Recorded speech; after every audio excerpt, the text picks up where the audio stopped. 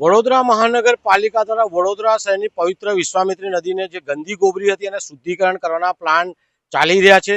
રાજ્ય સરકાર પણ મદદ કરે છે। કરોડો રૂપિયા વડોદરા મહાનગરપાલિકામાં આવ્યા છે, વપરાયા પણ છે। વડોદરા મહાનગરપાલિકા દ્વારા વિશ્વામિત્રી નદીને પહોળી કરવામાં આવી છે અને બીજી બાજુ શુદ્ધિકરણ કરવાના પ્રયાસ કરવામાં આવે છે। જોવા જઈએ તો શુદ્ધિકરણના નામે વિશ્વામિત્રી નદીમાં એક મીંડું છે।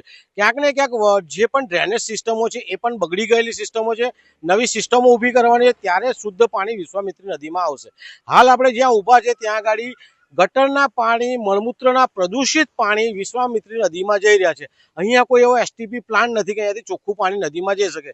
તો આ જે પાણી અત્યારે ગટરના મળમૂત્રના જઈ રહ્યા છે એ કેટલા દિવસથી ચાલુ કરે છે ખબર નહીં, પરંતુ આ વિશ્વામિત્રી નદીને પ્રદૂષિત કરવાનું કૃત્ય વડોદરા મહાનગરપાલિકાએ કર્યું છે। કરોડો રૂપિયા જ્યારે શુદ્ધિકરણ માટે આવતા હોય તો વિશ્વામિત્રી નદીને શુદ્ધિકરણ કરવી જોઈએ, પરંતુ ક્યાંક ને ક્યાંક પોતાની નિષ્કાળજી છુપાવવા વડોદરા મહાનગરપાલિકા આવા અવનવા તુક્કા કરીને આ વિશ્વામિત્રી નદીને ગંદી ગોબરી કરી રહ્યા છે। એનો જીવતો જાગતો ઉદાહરણ આપણે જોયું છે। ક્યાંક ને ક્યાંક મેયર સાહેબ અને ચેરમેન સાહેબ સાથે કમિશનર સાહેબ આ ગટરના પાણી ક્યાંથી આવે છે, કેમ અહીંયા છોડવામાં છે, તેની તપાસ કરે તેવી માંગ છે।